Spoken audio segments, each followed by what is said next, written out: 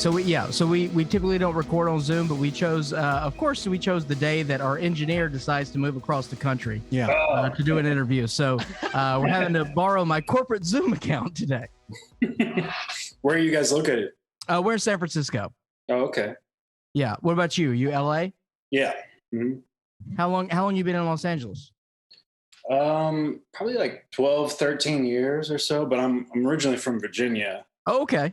Richmond, Virginia area. Richmond, yeah. That's Guar country. Oh yeah. Yeah. Yeah, we're big Guar fans over here. Dave Brockie was a friend of mine. Oh wow.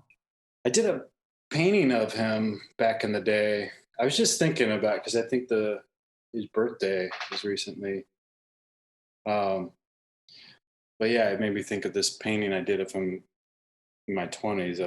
I always wonder, sometimes when I think of Dave, I think, man, I hope I showed him that painting, because it's one of my best paintings, but I don't know if I ever did or not. Now, as Dave or as Odorous? As Odorous. Okay. Yeah. Yeah. Well, you answered one of my questions, because from your work on Mr. Pickles as a how do I preface this? I don't know, because I don't know what you're saying. I know, as I'm trying to like tiptoe around trying to claim to being like a real metal fan, but not feeling lame about it. And I don't know how to present that. You just embrace it, baby. Well, I'm sure. I'm sure you get this all the time, where you're always on the lookout for like ironic metal like fans. And Mr. Pickles, when I first watched it, I couldn't get a feel at first, because I don't know. I kind of, for a minute, I had like a love-hate with Adult Swim, because I thought Metalocalypse was kind of like ruining the culture in like a really lame, I don't know what kind of weird high horse I was on. But once I came around to that, and I realized like, oh man, it's all coming from love, and Well, I think you were self-professed that you struggle with comedy. Oh yeah. You've gotten much better. Oh, thank you. You've gotten much better. Your jokes are still about the same. But you laugh at more jokes. I need a writer.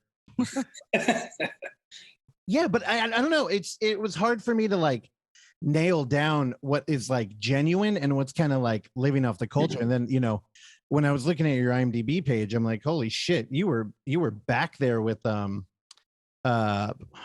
Black Label video. And like that's oh my God, yeah. Dude, that's Lamb of God, like early days when they were like legit, like you couldn't talk shit about them back then. How the hell did you film that video for them? Well, I was going to VCU, which is the college, like art school in Richmond. And I was going to school for painting, and I wound up kind of getting into video there in my early 20s. Started making some videos and stuff, and I can't remember exactly. I think my friend Seth Gans introduced me to Lamb of God, and he produced that video. But they basically had a lot of footage from their tours, and they wanted to make a video out of it. And I had made like a little weird kind of artsy short film around that time. So I basically took their tour footage and interspliced it with moments of this weird short film that I had done on like a high-end camera. And I kind of just edited it all together into this other weirder piece. But yeah. Sorry, my cat's going crazy right now. Oh, is that what that is? This is a cat-friendly household. Two-thirds. I'm kind of in like the hills where there's a lot of bobcats, and there's a mountain lion too. So if she ever gets outside, which she did the other day, she freaks out. It just she smells the other animals in the air and just wants to get outside. But are you a pro outdoor cat guy? I used to be. Bobcats. I just don't want her to get eaten. That's all. Yeah, for sure. I have that argument with Oksana all the time. She has a cat that she loved that was hit by a car, and I'm like, wasn't that enough for you to like back off of the? Is your mic even on? You could say hi. Also, you guys should probably introduce yourself. Okay, all right, your mic's going off. Our name. Okay, well, You stick to you're pressing your My buttons. mother thinks it's cruel to keep cats locked indoors. So my cat actually survived a lot of trauma from being mostly outdoor. And then her cat, her last cat, did get hit by a car. So she's taking a break from cats for a while. Okay. Thanks for bringing the mood down. I'm turning your mic. Well, it sounds off. like the cat community is thankful of that. Also, Will, I'm Russell. I realize now that my name isn't up there. It just says Overlook. I thought your first name was Overlook. Yeah. You do. Let me tell you something. You could pass as an Overlook. Oh It's the surname, the theater. That's where I would look. Overlook. It's solid. But yeah, to finish up talking about Lamb of God, yeah, those guys are all great guys, and had a lot of fun working on that. And then I think from there, Avail. You guys know the band Avail? Yeah. They were like, "Hey, can you do one for us?" And so then me and Dave Stewart made one for Avail, and then did some other music videos there. Did Municipal Waste's first music video. Oh, rad! Unleash the Bastards. So, are you more of a metal guy or like a horror dude? I like metal, but I'm more of a horror dude. I would say that like when it comes to music, I know it's always kind of lame to me when I ask somebody what kind of music they like and they say everything. But for me, I actually do like everything. Like I'll listen to black metal followed by Beethoven, and then to blues and then Blink Ray or surf rock or oldies and background of Slayer or something, Yeah. But as far as movies go, I mostly like horror or thrillers. But I'll say it's really hard to find good horror movies. So I spend most of my time looking for horror movies rather than watching it, Yeah, I mean, we watch a lot of horror movies here, or at least I do. Are you taking shots right now, Dave? I don't know, every now and then we'll record the podcast and all you have is F1 talk to add. So let me tell you something. It's a very cantankerous season. Okay. The drama's very high. Now, Will, do you have like a favorite like heavy metal horror movie? This is one of my favorite questions to ask people who, listen to the music, because it's hard to nail like an authentic feel of like, I don't know, metal, heavy metal. And there's so many like little weird deep cuts out there that I'm always looking for more. Well, I mean, I don't know if they're really heavy metal horror, but I would say that a couple, first kind of movies that come to mind are House of a Thousand Corpses, from Rob Zombie. Yeah. It's not really, I don't know if you'd say it's heavy metal, but it's like maybe the closest to it in my head, It has some of his music interspliced here and there, and it's not really it seems like a traditional horror movie, but isn't at the same time, with a lot of like negative effects and color effects he does in there. So are you a Rob Zombie fan? Yeah. I like Rob Zombie stuff a lot.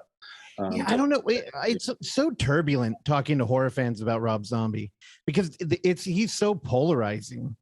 And I know early on, Oksana was a fan of House of a Thousand Corpses. It took me years to come around to it.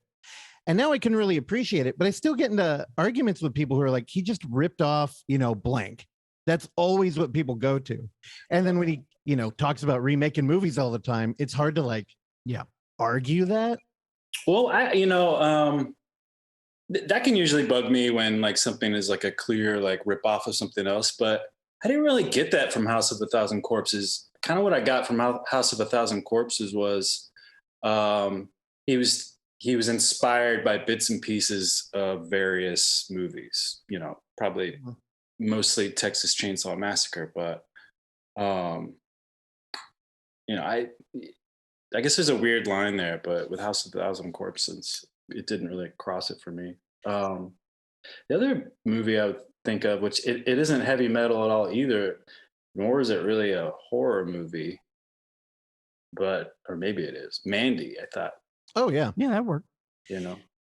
Again, I had a weird relationship with that one too, because everybody was like, that axe is so metal. And I'm like, that axe looked like it came out of World of Warcraft. And I, like my ideal, like if I'm going to say like heavy metal axe would be like a traditional battle axe. Yeah. Like, yeah, not that axe did throw me. Yeah, like Yeah. that was like the one moment in the movie I remember watching it for the first time. I was like, I don't know about the axe. Now I like it. But It's kind of become a thing now. Like, Yeah. I'm sure people replica it or make replicas of it and sell it. it like stood out, like it didn't fit. For sure. But I think I realized I should when I'm talking about, oh man, I don't know why it makes me like cringe inside, like, oh, heavy metal. That culture is just so weird. It's so internet. What I'm talking about is kind of like metal exploitation. So, films like Trick or Treat or like Black Roses or Rocktober. What the hell's the name? I don't think I've seen those. Rocktober Blood. Yeah, dude. Okay, I gotta turn you on those. And they're kind of like we have like a Bigfoot community out here. Oh yeah, I'm into Bigfoot. I mean, kind of. I mean, oh, okay. Are you pro or anti-kill? Oh, pro anti-kill? Yeah, are you pro or anti-kill? I don't even know what that means. Does that mean that if I see? So I'm not like a Bigfoot. Like I'm interested in Bigfoot, but I don't know all the lingo. I honestly, I wasn't very interested in Bigfoot, except we kind of got immersed in it out here a little bit. And one of the local film coordinators out here was telling us about how Canadians are very anti-kill Bigfoot, where a lot of yeah, but there are a lot of people who want to find him because he's a monster and kill him. Yeah, and do away with him. And I'm anti-kill. Make some money. I don't know. All the stories I've ever heard of people encountering Bigfoot, it went okay. I guess you wouldn't hear stories about ones that went bad, but I mean, it's tough for me too, because honestly, I kind of feel like I know Bigfoot because there's a Bigfoot character in Mr. Pickles and Momma named me Sheriff, and like now, like my brain's trained to think of when somebody says Bigfoot, I think of Bigfoot. He talks, in Italian voice. Yeah. But yeah, the real Bigfoot. No, I would definitely not kill Bigfoot. I don't know if he was like that beef jerky commercial Bigfoot. I think you'd have to defend yourself. Oh yeah. No, but so I was immersed in like this Bigfoot community, and one of the guys who was running the festival programmed this midnight movie that he asked us personally to stay. And the movie opens up with a Bigfoot print in the ground that starts pooling with blood. And people walked out. And later on, I'm like, well, what happened? And people are like, I learned that the culture, they find that to be Bigfoot exploitation, where they demonize the monster instead of like, sitting in awe and wonder at like nature's magic. And it's funny because then I started thinking about those heavy metal movies where I'm like, these aren't actually like pro heavy metal in any way. They're actually just exploiting the visual buffet. Just putting heavy metal on it to make the the scene seem more badass or something. Well, that's why Rocktober Blood is cool, because it's made by like heavy metal like dudes out here who wanted to make a movie, and it doesn't work in the way that you would imagine, except they got Sorcery to do the music, and there are 2 fucking bangers in that film. Also, if you're gonna make a movie that involves metal and a slasher, the best climax is in that film where a band is playing and they're doing like theatrics and background singers are being killed on stage for real, but everybody thinks it's show. And it just fucking works. Yeah, so I got to find a link for you or something and send you that. Yeah, I gotta write this down. And I will say, there is a following. I think the Alamo was doing rock. Oh no, it wasn't called Rocktober. It was called like, I don't know. They did some October lineup, and it was like an ironic screening. But man, I would fucking kill to go see those. I can't believe you never saw Trick or Treat. That's the one that had Ozzy in it, and maybe I have. Yeah, he's just a cameo. It's Ozzy and Gene Simmons. Gene Simmons. I couldn't pull that name. Don't we have Stamos in that, or am I thinking of something else? What am I thinking of? You're confabulating Never Too Young to Die, I think. Yes, that's it. Which he's also in. Yeah. They're both good, but that wouldn't be a bad double feature, honestly. All right, we planned it. Book it. What's a good Bigfoot like movie or show or documentary to watch? Well, okay. Are we talking like nonfiction serious approach, or like something that's gonna like make me think like, nah, man, Bigfoot's real. You gotta watch this show. Oh, okay. Well, Oxen, do you know the name of that movie I was talking about where the blood pooled in the footprint? Because there's two movies. I know we own them both. And the reason people would get mad is like in that movie, a dude shows up on a motorcycle and pulls over on the side of the road and his dick gets cut off. Oh, no. And this is like the level, and dude, I think in that film, Bigfoot breaks into a house with an axe too. Oh, okay. Wait, so his dick got cut off just by pulling over on the side of the road? Well, I can't remember how. I was drinking That's too. bad luck, man. I think that's it. Yeah, Night of the Demon from Night of the Demon. 83. Yeah, weird name, but it's about a Bigfoot. Night of the Demon. Yeah, and there's another one where a college group goes out on like a field trip and it turns into a Bigfoot movie. Yeah, that one's good too. It's kind of like Hammer horror, where it's, a lot of emphasis on the story, not a lot of visual storytelling, except it pays off in the end. Okay. Yeah, I don't know. I'll shoot emails to you about those titles. I've come to appreciate story more than visuals lately. Really? Mm-hmm. What is that a natural inclination sort of happened? Because I'm a visual guy. I mean, I think it just comes from, writing, I guess, being a writer. Yeah. Whereas, I want to have those twists and turns. I mean, ideally the story's good and the visuals are good, right? But sure, just visuals like kind of just. You would think so. Sometimes you can have a hell of a story, and they just don't know how to portray it through a visual means. That's true. Yeah. Like we have one dude who does reviewing for our or used to when we did it, who he could name every character in a Friday the 13th movie. And I had seen it like 10 times and he'd be like, I don't know, I didn't like Beth. And I'm like, who the fuck are you talking about? Yeah. And he's like, I don't know, I wasn't believing their relationship. It's fucking, yeah, I don't know. I can't. Friday the 13th, but it's different with Friday the 13th because it's like, I mean, for me, I grew up watching Friday the 13th. Like that was the movie that as a kid kind of got horror stuck in my head. Mm-hmm. And now it's like, you don't expect to have like too much of a story in those kind of movies. It's nice to like have surprises and stuff, but like it's more about it reminding you of the 80s in a way, or like the way you felt when you were a kid watching those movies, new twists, with Jason and stuff like that. Yeah. Friday the 13th is weird though, because you have a franchise with 13 films where I don't think they had a single repeat director. Yet you have people who, they start tying the mythology together. So it's kind of like an audience participation story comes out of it. And then when you go against that, people get mad, which, happens with all the remakes. Interesting. That's interesting. I don't think that I've seen all the Friday the 13th. I mean, I think I stopped once he was in space. I was like, okay, now you're a writer, and it's always interesting to me that like, they had made so Jason X was 10. Yeah. They had made 9 movies prior where it was set in the woods. And then when they do a whole new location and kind of just a different idea, so many people were just not on board with it.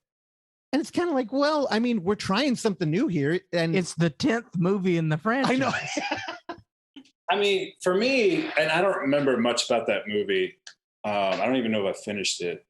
Maybe I need to rewatch it, but I feel like it wasn't the fact that they're in space that threw me. It was the like, didn't he have like a different futuristic looking mask? I think that's what threw me.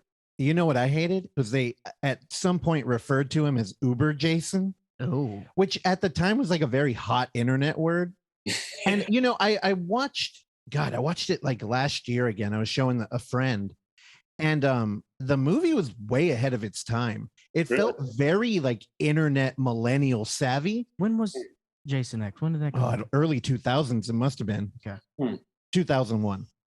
Yeah, I don't know. It's weird. It would be interesting to go back and look at it now, but hey, the 20th anniversary. Oh yeah, you're right. Yeah, man. Oh. All right, book that triple bill. Yeah. Book it with the other two. Way to make me feel old. But no, Will, I think that's interesting. You bring that up because, like me, I'm more, naturally inclined on the writing side. However, I am not artistically inclined with any sort of, I'm colorblind, and I think that my brain just shuts off any sort of artistic endeavor having to do like with lighting and with illustrations, anything like that. I'm just not inclined to do that, and my creativity has fallen more into the written and spoken form. So I just have great appreciation for people who can access that part, which I just cannot do, and it drives me crazy. You can probably do it. Just gotta practice a little more. I can draw a little cartoon, people. That's about it. I cannot draw buildings for shit. Well, I don't like drawing buildings really either. It's I don't know. Anytime shapes and stuff, it's rough go. That's why I knew architecture was never going to be my thing. Also, hate math. Yeah, as a kid who didn't pay much attention in high school, I really wish I could draw. Like, I wish I was an illustrator, and I tried. And I failed. But I don't think that translate directly into like making a film. I don't know. I mean, it can. It's all about what you are inclined, and your just how you see the world. Yeah. And how you express yourself. I think all that matters. I don't know. Will, what did you like more when it came to creating in a visual medium? Do you like animation, or did you like actually shooting a film? They're both different beasts, Yeah. I would say with ultimately, I like end result wise, I think I've always liked the look of film better. Like even in animation, I kind of, with Mr. Pickles, when I was storyboarding out episodes, I was seeing them visually as live action most of the time. But what's cool about animation is that, like, you can create the world straight out of your brain. Like, all right, I need this crazy thing to happen. Start sketching. It takes a lot longer with animation, and you can tweak things along the way to a point. You can always better things. Whereas stressful thing with animation is kind of all the work that goes into it. What can be stressful about filming is, all right, you got one shot to get this. So you got a lot more preparing, and then you have a limited time to get it, and then there's only so much you can do after the fact. But I guess ultimately I like the look of live action better. Now, what, like, are you a big animation guy? Like, I don't want to say like anime, but like even American animation, like Ralph Bakshi or anything. I'm not really a huge animation guy. I'm more of an art guy when it comes to I've always just like enjoyed drawing weird characters ever since I was a little kid. So I didn't really watch a lot of animation. We, like, growing up, we didn't have like cable or anything, so I couldn't watch the shows that I wanted to unless I was at a friend's house. Same with horror movies, like I had to be at my friend's house down the street to watch any horror movies, like Friday the 13th or Hellraiser. Bevis and Butthead, I'd only see like friend's house, stuff like that, so. Yeah, my parents were not, they wouldn't let me watch any rated R movies, but they did let me get away with like MTV, which I was happy about because I had a lot of friends who had the reverse situation going. Like they could rent movies and their parents wouldn't like screen it at all, but like MTV was banned. But what about Joe's Apartment, MTV's first movie? Oh God, you don't remember Joe's Apartment? I vaguely remember that. That's interesting. See, if I had known that was an MTV movie back in the day, I would have said to my parents, but you like this movie, Joe's Apartment, which they did, or my dad did, we should have MTV. But there you go. We had MTV for like 1 year. And then I think my dad walked in on some music video and was like, nope. Done. Yeah. I couldn't watch The Simpsons. Really? Yeah. Oh, that's rough. I did grow up watching The Simpsons, and that probably for sure had some kind of influence. Yeah, I can count on one hand how many full Simpson episodes I've seen in my life. Really? Well, yeah. It's not that. Look, I know that I would have great appreciation for The Simpsons. Yeah. There's no doubt about it. Yeah. There's no doubt. It's just now. It's just a point to where where do I start? I don't even know. It's like 37 seasons. Well, it sounds like Will was in the same boat that Oksana was, where she didn't have cable either. Yeah. So that's the only fucking show she watched. Yeah, pretty much. That was it. And it was on Fox. It was like very mainstream. Families could watch it, but it was really funny too. Yeah, I remember I think I had a Bartman shirt when I was a little kid at some point. Oh yeah. I don't know. You don't even know what Bartman is, maybe. Oh yeah, for sure. I remember my mom had bought me a shirt from I'm guessing now it was from Tijuana, but I was like 5. And it was like a brown Bart and it said like "I caramba." And I always think of that because I'm like, yeah, you could not wear that today. I don't know. It's pretty fun. I don't if you look the role, like if you were some like hipster that was clearly going to be like on the right side of everything, maybe you could get away with it. I don't think I could. But it was in Tijuana. You got it. That's the story in my head. I just had the shirt. I don't know. I'll ask her and I'll follow up. Now, Will, I'm trying to get a read of you because you seem so like laid back and chill, yet you made the movie Dead Till Death. And it's a fucking crazy film. Now, Mr. Pickles should have set me up for it, but I didn't know.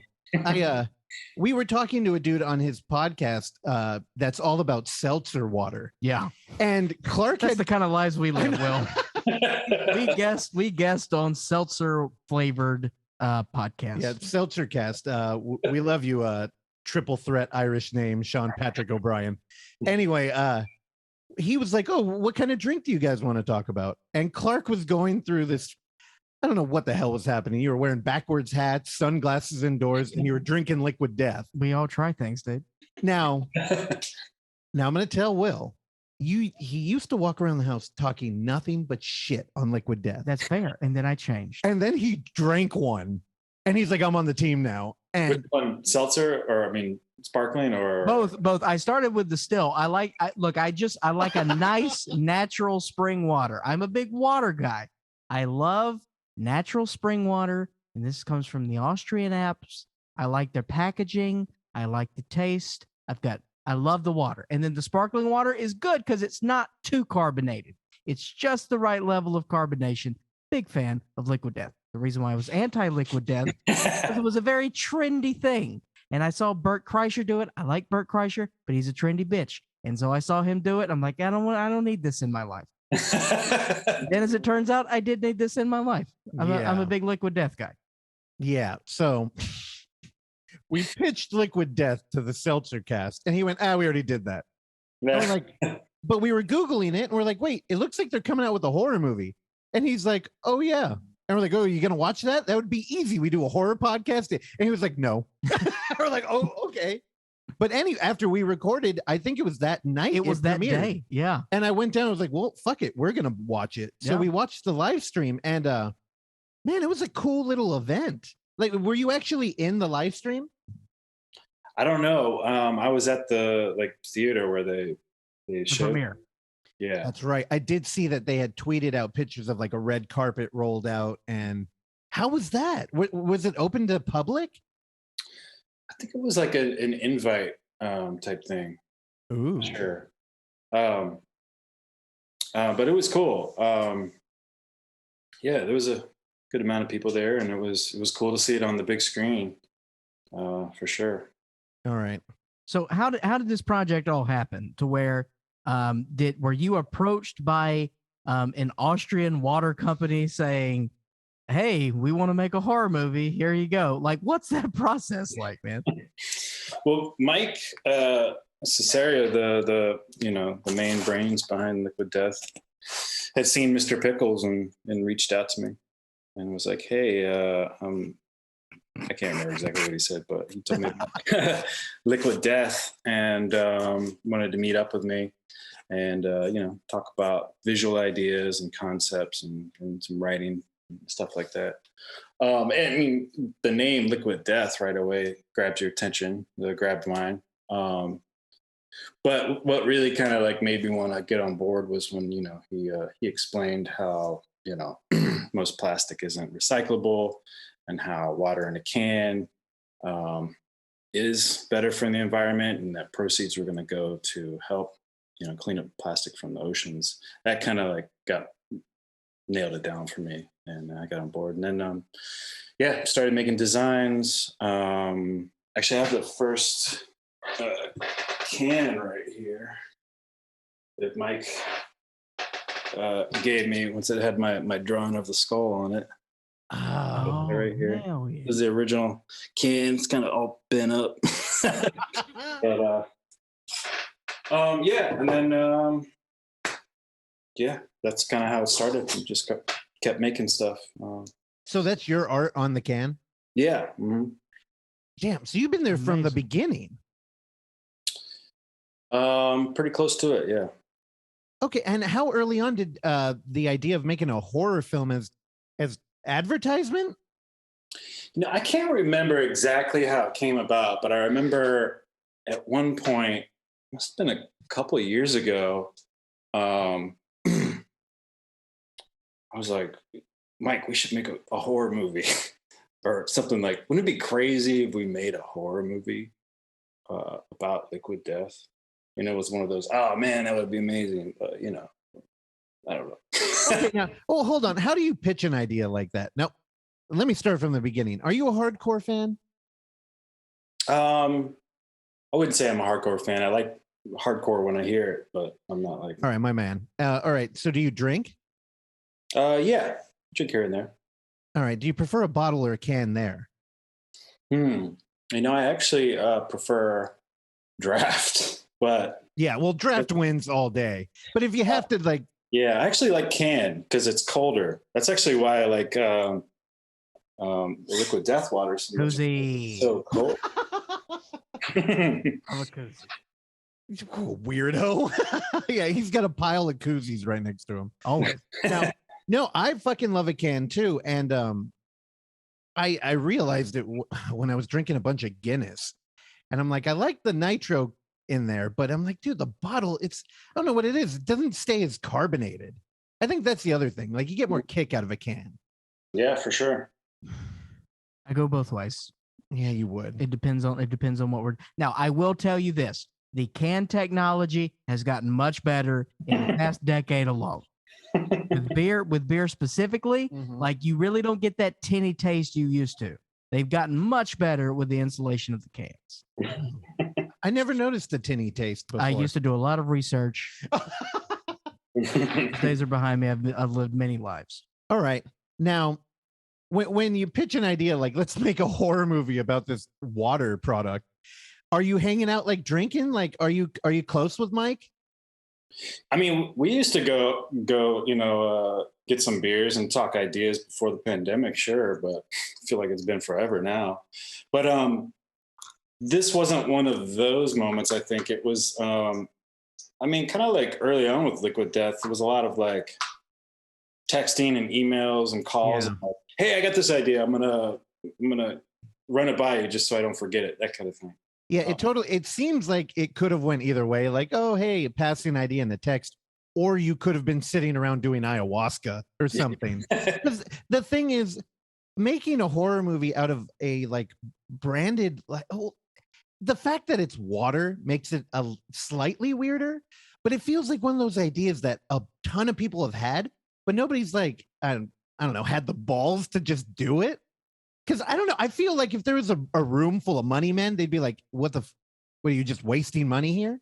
Yeah, I mean, I didn't think that was going to happen, and then end of last year, Mike called me up and was like, "Hey, I think we might actually be able to make a movie." And I was like, "Oh, what?" And so we got the ball rolling, and some months later, it was done. Now you got a few people credited here for the story. You and Mike mainly. Now, who came up with the idea? Like, wait, we can get into this, right? We're not like the film's out. It's on Amazon Prime right now for $2.99. Yeah, we can talk about. Okay, we can spoil it. Okay. Yeah. Because you walk it's like when I was watching, I'm like, there's a few things that I thought were interesting and like cool. One, I love a short runtime. Love it. I'm like, it's fucking. Cool. I mean, so we program a found footage film festival. So everything we show is like Blair Witch style. And a lot of the time, the nerdier the filmmaker you get, the more into like being anti-studio film they are. So you get a lot of like 50-minute runtime or 60-minute.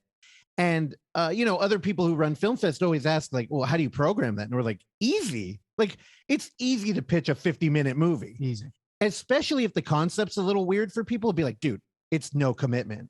So when I saw 45 minutes, I'm like, oh, that's fucking cool. Then we get in the movie and I'm like, oh, are we doing like a Critters or like Attack of the Killer Tomatoes here, but like set in like a camp slasher? Like, where did this idea come from?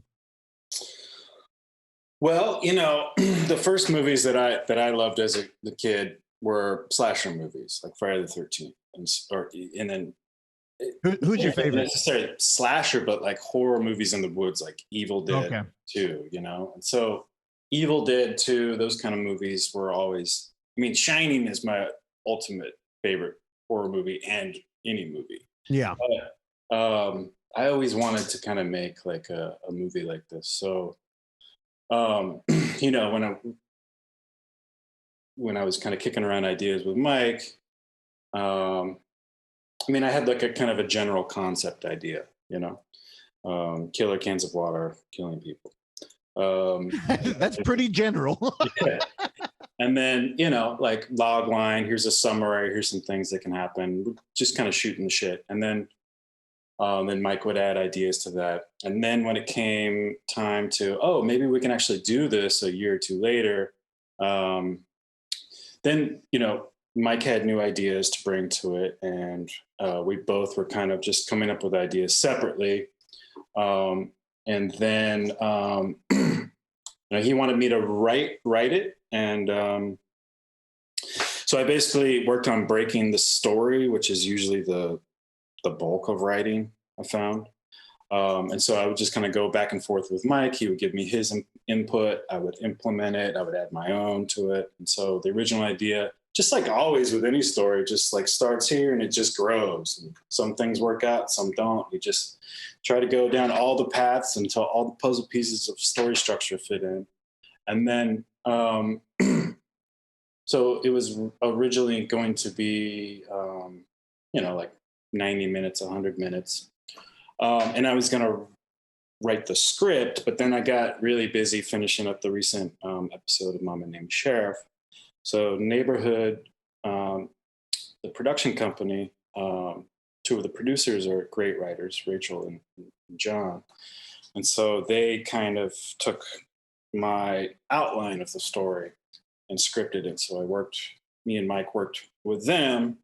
And then, so once they had that script, Mike wanted me to direct it. So then I got in and kind of did my pass on their script of me and Mike's kind of story idea. Now, hold on. Now, when you first pitched the idea, did Mike ever resist the like core of this story being that the product is the villain? No. I think that's no, not at all. I think that's kind of the hook of the thing, Yeah. I don't know. It just seems like branding. Like, I don't know if Coke would ever sign off on that. Where it's like, I imagine money people going, wait, the can is killing people? Yeah. Like they're punished for buying our product. Why would we put this out? Mike is a bit of a marketing genius. And, he, one thing he's really good at is doing the opposite of what somebody else in his position would do. It makes it work, and it makes it work very smartly. So no, that question was never. That's rad. Yeah. Well, you go to the Liquid Death website. Look at like all the branding everything is just on point. Oh, yeah. And the merch and stuff, like, they're going for it, man. How come you never pulled the trigger on any of the merch? I don't pull trigger on merch, dude. I don't know. They have they had a trucker hat that I thought you'd be really into. I did. The trucker hat was really good with the chainsaw. Yeah. Yeah. You know, also while we're talking about that beautiful website, which it is, and I hate how good it looks. Every time we look at a website that's better than one of the ones we have, it's like I wish that doesn't take much. I know, but I'm like, I wish I knew a fucking web designer. There's a little featurette on there about how the soundtrack was made, and I thought it was like fascinating. Oh yeah, with Ryan, he's amazing. Yeah, where'd you guys find him? Well, Ryan's a good friend of Mike's. They grew up together, and he's super, super talented. He also made the music for the Liquid Death animated commercial that I made a couple years ago. I don't know if you guys saw that. I haven't. No. Is it on YouTube? Yeah, it is. But yeah, Ryan is just, he killed it on this project. The music is so creepy, so eerie. Some of it he even made like using Liquid Death cans. I didn't even connect that, because now the video on the website is him talking about how he built like an instrument. Yeah, he built a bunch of them. Yeah, dude, it looks like it's fucking good. It's a short video too. I definitely recommend everybody go check that thing out. And it sounds amazing. He's almost like created an instrument that makes that like Texas Chainsaw remake like camera noise. Remember when you were trying to pull that at the beginning. Yeah, like the very beginning of that film. Yeah, I remember it. It's great. Dude, he like canned it. Pardon the pun. Oh boy. I don't know. Watch that video. It's rad. Okay. But I got to make a note because I want to watch that animated one too. Yeah, he made so he was working on some of the music while we were filming. And maybe I started hearing stuff like right before we started filming. So I started getting like some of those tracks in my head, Yeah. And started kind of, while we were filming, kind of picturing that kind of tone. And then, so he made a bunch of tracks, and then we were editing, I just kind of went to town with using his music and little bits and pieces of it as well. And then his kind of like second round of making music was making more music, kind of like seeing what I was using his music. He was seeing the way that I was using his music in the cut, and then kind of expanding on it and building on top of it. He really made this thing scary. And that's one thing that, me and Mike, we're setting out to do here, is to not make this corny and cheesy and super campy. Trying to make it like as seriously as possible with Killer Cans of Water.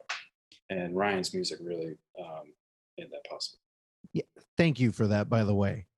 As a lifelong horror fan now, the one thing I can't take is when winkiness. Yeah, when they're winking too much. It's like so self-aware. Yeah. That you have like no attachment to anybody. Mm-hmm. You walk that line beautifully. Like, one, your film looks amazing. It looks like it could be presented in 4K. Yeah. Like, it's very like crystal clear. And the music, it's not pulling any punches. And even though the premise is kind of ridiculous, yeah, totally. It's like at no point did you ever write it that way. It's like, no, we're leaning into this shit. Right. Well, I mean, I think we are both fans of killer object movies. Oh, yeah. You know what I mean? Like Rubber, I'm a big fan of. Quentin Dupieux's Rubber from, about a decade ago. And what's it? Trees. Yeah. Trees is very fun. Trees. Wait, what's Trees? I also love Trees. That's mostly why I love horror movies, because I'm a big fan of trees. But I don't know this movie, Trees. So there's two. Okay. One of them I have on VHS downstairs that I never watched. And then there's the Jason Eisner one. I think Hobo with the Shotgun. And that's the one. Oh, I like that movie. He did a short. You can find that on YouTube, I believe. And it's a holiday horror movie. I definitely recommend watching that one. Will, it's incredible. It doesn't sound like one at like a holiday horror movie, but what's it called? Trees. Oh, that's Trees? All right. That's Trees. Does it have trees in it? Oh, it's got trees. Okay, cool. Then. and they're killer trees. Killer trees. Wow, great. Yeah, and then I got a feature length one that I've never watched. I think somebody gifted it to me, but it looks fucking cool. Your mic is on if you want to talk. It's Treevenge. Treevenge. Jason Eisner's, and then the feature film is called Trees. Okay, Treevenge is what I'm talking about. Okay, Treevenge. Now that one is a horror comedy. It's great. Again, though, they're right on the line for me. Your film, I'm much more in tune with, and yeah, I don't know. Did you write it with like irony in mind at all, or were you like, no, this has to be played straight? I think mostly it was this has to be played straight. Because it's just so easy for that to just be a gimmick that loses its luster immediately. Yeah. Sure. Honestly, I think your work with Mr. Pickles is the same thing, where I don't know why, I don't give Adult Swim enough credit. And I look at the concept of something, I'm like, okay, yeah, that's cute. But then you get into it and it's really like the through story. And like you go like genuinely dark places with Mr. Pickles. So, I mean, it makes sense to me now that if you were going to pull off a movie that's part advertisement, but also like, I mean, fuck, dude, the cans go into people and control them. It's like, what influences did you have coming into this? Because when talking to Clark, I was like, what do you think it is? More Critters or like Attack of the Killer Tomatoes? And I don't know if either of those are really right.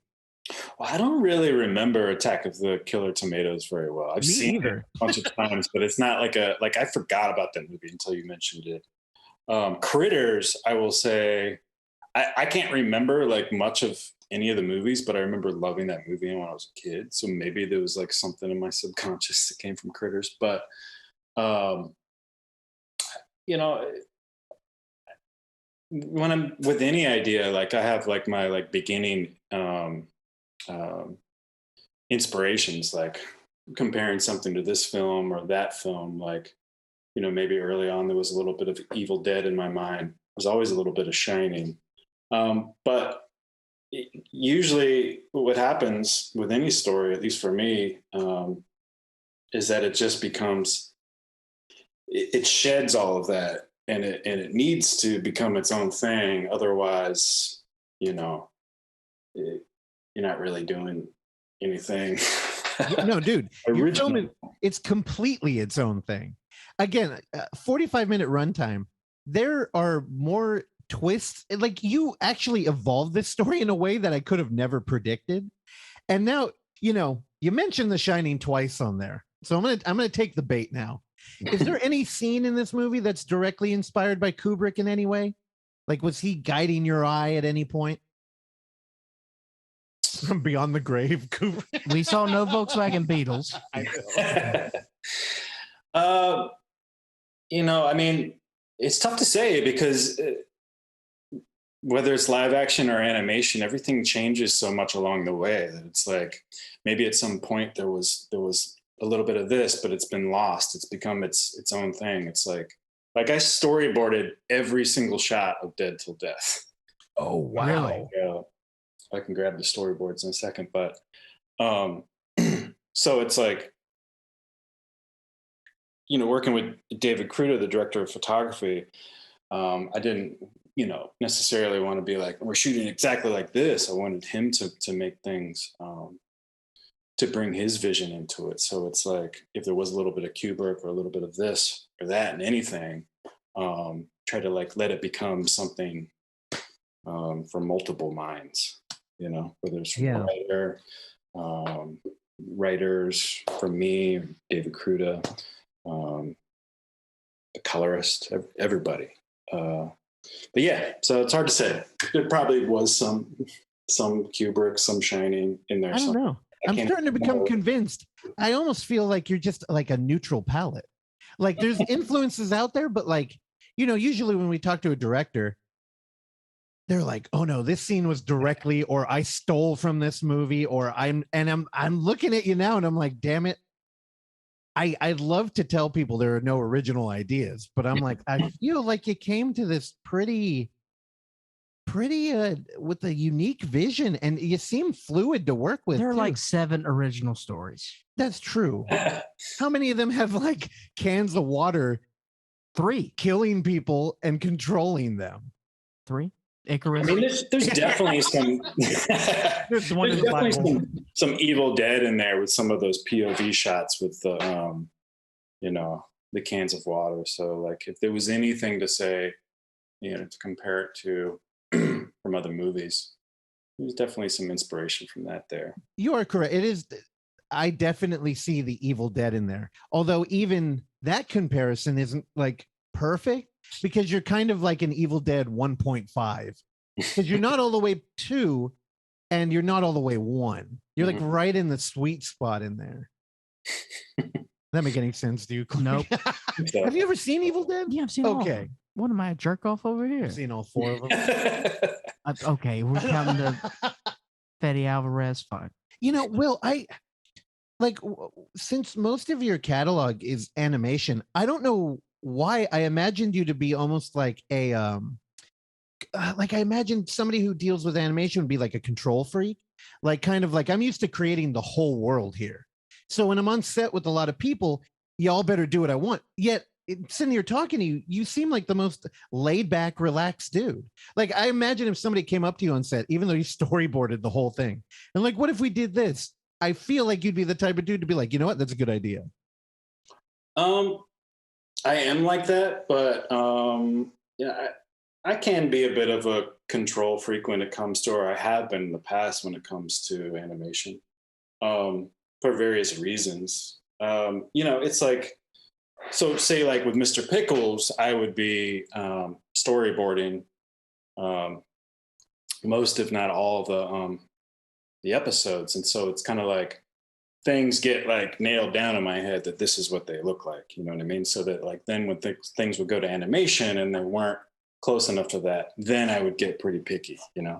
But I would have to kind of like ask myself, like in my head, like, am I giving a note here because I just missed the way it was, the way I sketched it out, or is it important? And so that was kind of like a question I always had to ask myself, to not be too controlling, to make sure I was doing my job well. When it comes to like, well, even with animation, but I was thinking with live action and Dead Till Death, I feel like, I work best in general working off of other people's thoughts, like, when it comes time to actually making the thing, writing's one thing. And then when you're making it, whatever it is you're making is going to be best when you have everybody's input. And maybe the input, isn't the right input. You got to know when it is and when it isn't. And a lot of times other people's visions form a bigger collective vision. That's, I think, when the best stuff is made, at least in my experience. Oh, yeah.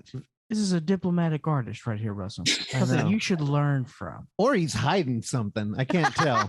Well, he's got plenty of room in that beard. I know. Let me grab those storyboards. I know you're just using the audio. Oh, yeah, for sure. Oh, yeah, let's look at them. I think I have it over here somewhere. Oh, man. I love the wood interior in there. It's a beautiful room. I know this isn't visual, and Randy may even cut this out, but like Clark's backdrop is like a lamp with a bunch of Funko Pop figures. No, it's lighting up the Texas Chainsaw. Oh, it's signed by Gunnar Hansen, R.I.P. Oh yeah, these are all the like hand drawings. Oh wow, it was a shitload of drawings. Oh my god! And that's every scene of the film. Yeah, I mean, like some scenes got cut, some scenes turned out differently, but there's a lot of scenes in here that are pretty close to how they turned out. Here's Nancy's character peeing in the woods right before the death popped up. For the longest time, I used the fact that I couldn't illustrate as a reason for me not making a film, because I just reading a lot of Hitchcock. Oh, that's rad. So like running the POV version of Nancy running from the cane. See, because every time you see a storyboard, like in a bonus feature of a DVD or something, it's always from like a director who can like draw. And I'm like, well, what if you can't draw? Like, what do you do? Like, have fucking stick figures doing shit? Or you just don't make a film, I guess. Well, there's also shot lists too, you know, like you can, some directors just actually like bullet point out all the shots in their head, but I've tried to do that and I can't really do it. I have to draw it out.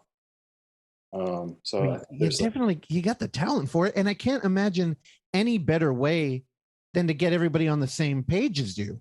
It's like to hand them like, here's what in my head, this is what I'm looking at. Yeah, it was a lot of work to sketch out all of this. Like I was basically drawing the edit. But when it came time, you know, when we were, you know, really slammed and running out of time in the woods at night, it rained all the time, by the way. And, you know, I'm not, if I'm like struggling getting across the idea that I want, I could just go, look, right here. Yeah. And that would help a lot. Yeah. That's a look. Damn, that's a four. Now, I know nobody can see it, but he's holding a tome. There's a lot of pages there. And that's a 45-minute movie, or is that the original like 120 cut? No, this is the 45. Damn. Yeah. Jeez. God damn. Now what did they cut out to get it down to 45 minutes, and why? Well, I mean, that's a thing, essentially nothing. Because, you know, we decided that we were going to do that before the script. So it's like, if you have an outline, that outline of the story became Dead Till Death could have been, you know, full hour and 20 minutes. Yeah. Or it could have been an 11-minute Mr. Pickles, you know, length. So why 45?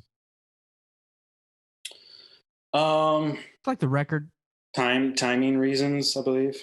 Like we needed to finish it fast. Now, I love plugging our film fest, but we do you know, we take submissions in, and one of the earliest arguments we ever had was trying to figure out where to have the cutoff for a short film to a feature. Yeah. And I think we landed at like 40 minutes, 40 right? minutes.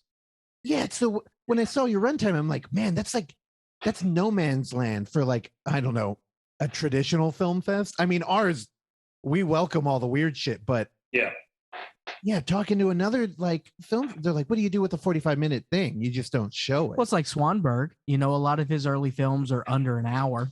Yeah. But they're also very, it's a very mumblecore thing. Yeah, very pointedly not studio. Yeah. Yet you look at like Dead Till Death, and man, it's a fucking. It looks like $1 million movie. It looks beautiful. Oh, thank you. Yeah, no, you killed it, and that was one of the first. Like going into the film, it's like, okay, well, I guess we're gonna buckle up. I have no idea what the hell I'm about to watch. And it was so much fun. Will, my last question is, where did you guys film it? Because that scene. That you used the drone shot of the trees and the different color of the trees. Oh, it was beautiful. You know what? That's a Kubrick shot. That's very shining. Oh, I can see that. Yeah. Yeah, that was at Hawk Mountain. Everything was in Pennsylvania. Okay, I knew it was East Coast. Okay, it felt very East Coast trees to me. Very autumn. When did you guys shoot that? We shot that in May. Okay. April or May. Not autumn. I think close. early May. One for two. It rained for like the first like 4 days in a row or something like that. It was like the day it rained the most was like the day like we needed like a scene that was about sunny skies. So it was like, all right, well, we got to rewrite on the fly. Funny enough, actually, so we filmed at like an abandoned Girl Scout camp out in the countryside, but we were originally going to film at this other location that had this abandoned house in there. And I remember when we went to go look in this abandoned house, we didn't wind up filming at this place, but when we went in there, there was no graffiti anywhere inside. Very old house. But upstairs, there was a little baby snake in a vent. And then as if like guarding the room behind it, I went into the room behind it and there was graffiti in just this one room that said Mr. Pickles with a pentagram. I was like, what the fuck? No way. Bullshit. Like, That's real? Yeah. I was like, well, I guess it's a sign to film here. But then we wound up filming somewhere else after all. But Oh, man. Dude, after Satan came in the form of a baby snake and put your As an asp. Yeah, and then you ignored it. No wonder it rained. Yeah. That was your punishment. Also, Yeah. Clark he hates snakes. Hey, And right when you mentioned it, I couldn't help I but coiled up. All right, well, let's let Will go as I learn how how long to have we speak. been talking to him? Talk for an hour. Oh shit. Is that a snake behind you, actually? Oh my god. Damn it. Now I feel bad. I didn't realize I was like droning on about fucking heavy metal for You so drone long. about heavy metal as I long as I've know. known you. Well, the thing is, people aren't afraid of COVID anymore. And in the Bay Area, they've been terrified for a long time. And my commute has just started to really fucking blow now, Yeah. coming back from work. And I came back and I was like shot. So I was chugging the coffee and it hit. Oh, man, I feel bad. You've had such a like interesting career. I hate, I'm sorry to everybody listening that I ate up so much time talking about donuts. Why are you apologizing? We're 270 episodes in. We've been doing this 5 years. I know the drill. I know. Well, you're a fucking cool dude, man. Like, where are you right now? Are you in Pennsylvania? No, I'm in like Burbank area, in Oh, like near Los shit. Angeles. How's Burbank doing? As a horror fan, that's our vacation place. Like with oh god, what Monster Palooza, the Monster Palooza? Halloween Horror Nights, And what's the bookstore? Oh, Dark Delicacies. Thank you. See? Dark Delicacies. I think I've been there. Is that right by all the Halloween stores? See, I just moved to Burbank right before the pandemic, so I don't know where the hell I'm at. All right, you gotta Google Dark Delicacies. They do signings and promotion shit for like horror movies all the time. Like if you walk in there, there's just autographs everywhere. Really? And yeah, dude, Liquid Death would have been perfect there. You just have like cans of shit, all the posters. Did you work on that poster? No, I didn't. Beautiful. But I believe Mike did the font "Dead Till Death" on the poster himself, I believe. Oh wow. Oh, I don't like Mike. He sounds like he's good at everything. Yeah. Is he one of those like self-made millionaire dudes by like 14 too? Oh man, I don't know if I've been here. I'm looking at it on my phone. I might have to go there tomorrow. See, I moved to Burbank like a month before everything got shut down, and great. been out and around a little bit, but pretty much staying at home all the time. Yeah, I know LA's been rough down there. We have just from doing the show for so long, we've met a bunch of people that lived out there, and like half of them left. They're just like, yeah, I got to get the fuck out of here. A lot of people have left. Yeah. Yeah. So you got to check out Dark Delicacies. They're really cool. And then Halloween Town, I think, is owned by Rob Zombie, and there's 2 of them. So Oh, I didn't know that. weird circles back to there. Yeah, there's a good horror community out there. I think Dark Delicacies where I bought that Toad Road poster sign. Oh really? Yeah, so they got some deep cut shit in there. Well, you also got Jay Leno riding around in jalopies. Burbank's a happening place, man. Oh, well, I have not seen him in Burbank, but I'll keep my eyes open. Well, dude, thanks for hanging out. I'm sorry I was talking your ear off. Oh, you guys are great. It was good talking to you guys. Well, anytime you want to hang out. I mean, Burbank. I'm down. Actually, we're probably going to be down there in October. So we got to drag you out to Monster Palooza. Are they going to do it this year? I think so. It'll probably be like, masked up and everything, but like Proof of vax, maybe? probably, but it'll be chill. Let us- Well, let me I'm know. excited. Yeah, I'm excited to go back down there. Well, we love your shit, man. Keep it going. Keep us posted. And thanks again, dude.